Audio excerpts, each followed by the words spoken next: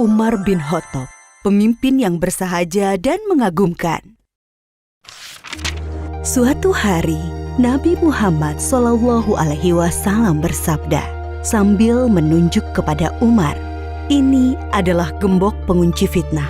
Ia akan menjadi gembok yang mencegah fitnah, perpecahan di antara kalian selama ia masih hidup di tengah-tengah kalian." Hadis riwayat Al-Bazzar dari Qudamah bin Maz'un. Ia biasa dipanggil Umar. Ayahnya bernama Al-Khattab. Lahir di Mekah 13 tahun setelah tahun gajah. Ia termasuk keluarga elit yang sangat dihormati di kalangan suku Quraisy. Awalnya, Umar termasuk orang yang paling memusuhi Islam. Namun setelah masuk Islam pada tahun ke-6 kenabian, ia menjadi salah satu yang paling membela kekuatan Islam. Dengan masuk Islamnya Umar bin Khattab, Allah telah menjawab doa yang telah dipanjatkan Rasulullah SAW 2 hari sebelumnya. Ya Allah, kuatkanlah Islam dengan Umar bin Khattab atau Amr bin Hisham, yakni Abu Jahal. Umar bin Khattab dikenal sebagai orang yang sangat pemberani demi kebenaran dan keyakinan. Ia mengikuti semua peperangan bersama Rasulullah SAW. Keberanian Umar tercermin ketika ia mengabarkan keislamannya kepada setiap tokoh Quraisy. Pada saat orang-orang sedang berkumpul di Hijr Ismail dekat Ka'bah, Umar mengabarkan keislamannya kepada mereka. Mereka spontan marah dan mengeroyok sambil memukuli Umar hingga terjadi keributan besar. Ketika Umar akan hijrah, ia membawa busur panah, kemudian pergi tawaf mengelilingi Ka'bah 7 kali. Lalu Umar dengan terang-terangan mendatangi kelompok-kelompok orang Quraisy seraya berkata, "Wahai wajah-wajah kusam, barang siapa ingin ibunya kehilangan anak, anaknya menjadi yatim, dan istrinya menjadi janda, temui aku di belakang lembah." Dan tak seorang pun berani mengikutinya.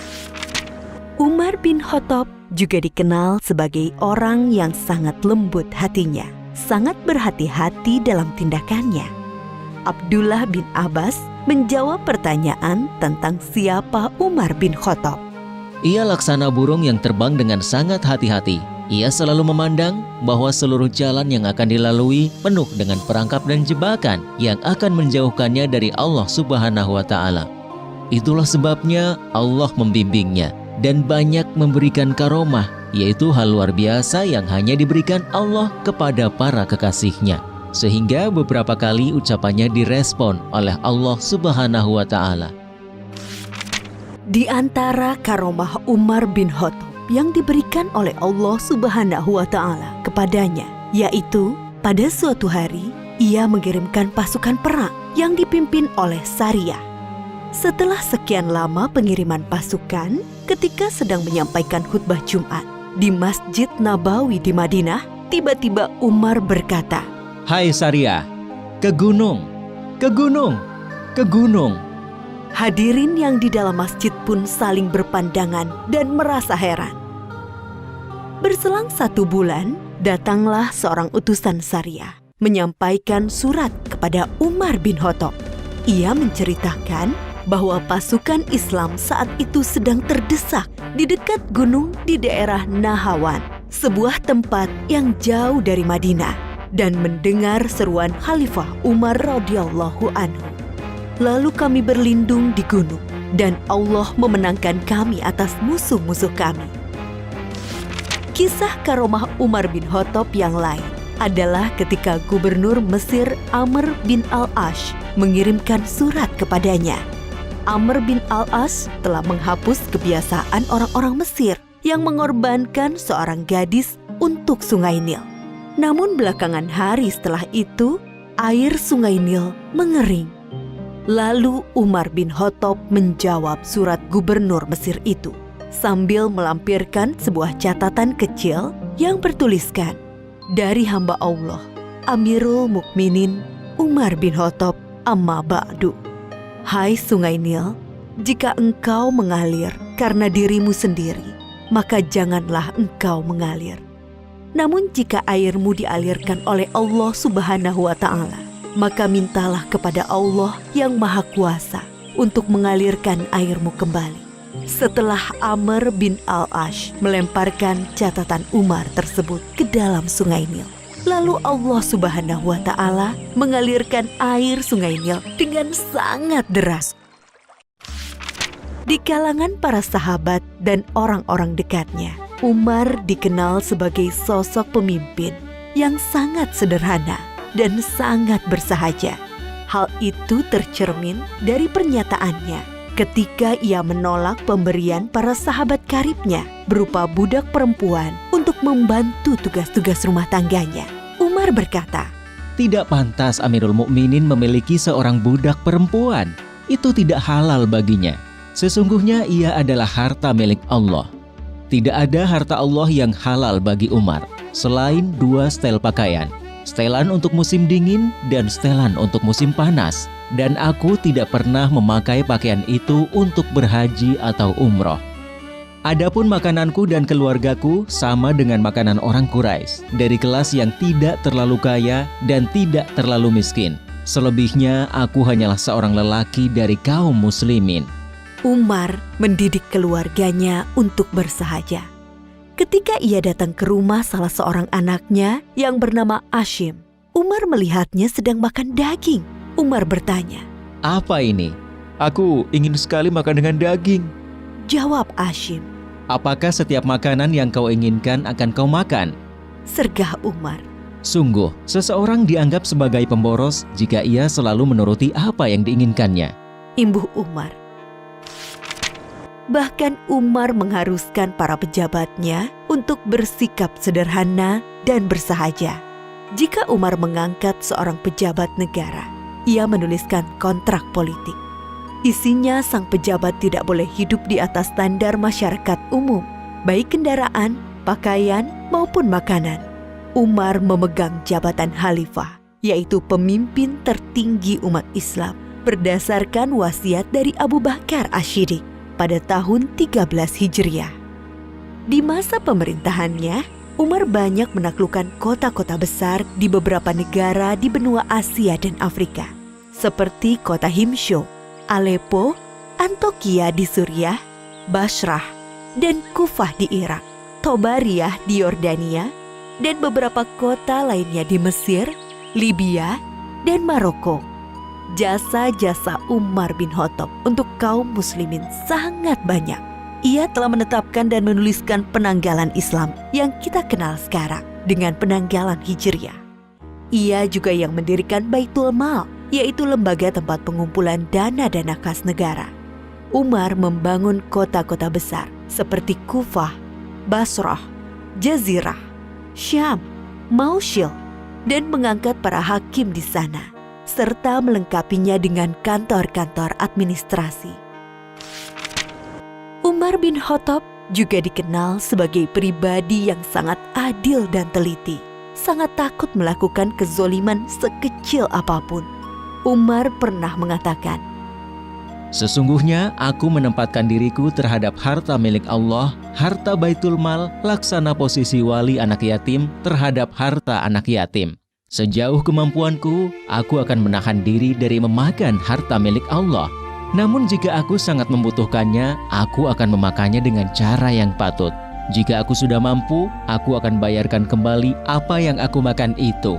bahkan ketika ia sakit dan hendak menyampaikan khutbahnya, para hadirin mengabarkan bahwa obat dari sakitnya itu adalah madu yang ada di Baitul Mal. Umar berkata, Kalau kalian mengizinkanku untuk mengambilnya, akan aku ambil. Kalau tidak, maka kunyatakan benda itu haram untukku. Umar bin Khattab adalah pemimpin yang sangat sayang dan peduli dengan rakyat yang dipimpinnya. Seperti biasanya, Umar keluar malam untuk melihat keadaan rakyatnya. Di tengah perjalanan, ia mendengar suara seorang wanita yang melantunkan bait syair kerinduan kepada suaminya yang bertugas jihad di jalan Allah. Lalu ia bergegas pulang dan meminta pendapat putrinya, Hafsah. seberapa lama seorang wanita sanggup menahan kerinduan terhadap suami? Setelah mendapat jawaban dari Hafsah, ia segera menulis surat kepada para panglima yang bertugas di medan perang untuk memulangkan para pasukan mujahidin ke rumahnya setelah bertugas selama 4 bulan. Umar bin Khattab meninggal pada tahun 23 Hijriah. Ketika hendak memimpin sholat subuh, ia ditikam oleh seorang budak Majusi dari Persia yang merasa diperlakukan tidak adil dan dendam dengan Umar. Ia bernama Abu Lu'lu'ah. Menjelang ajalnya tiba, Umar berkata, Ketahuilah, sesungguhnya aku ingin keluar dari dunia ini dengan timbangan yang seimbang. Tidak terlalu memberatkanku dan juga tidak terlalu meringankanku. Ia melanjutkan, Andaikan aku memiliki emas sebesar bumi, niscaya akan kupakai sebagai tebusan kengerian perjalanan yang akan kuhadapi. Adapun persoalan khalifah, kuperintahkan agar dimusyawarahkan oleh Utsman bin Affan, Ali bin Abi Thalib, Zubair bin Awam, Abdurrahman bin Auf, Sa'ad bin Abi Waqqas, dan Tolhah bin Ubaidillah. yang akhirnya mengerucut kepada terpilihnya Utsman bin Affan. Umar juga memerintahkan putranya yang bernama Abdullah untuk memeriksa hutang-hutangnya dan berpesan, Kalau kekayaan harta keluarga Umar cukup untuk membayarnya, maka bayarlah dari harta mereka. Namun, jika tidak mencukupi, maka mintalah dari Bani Adi.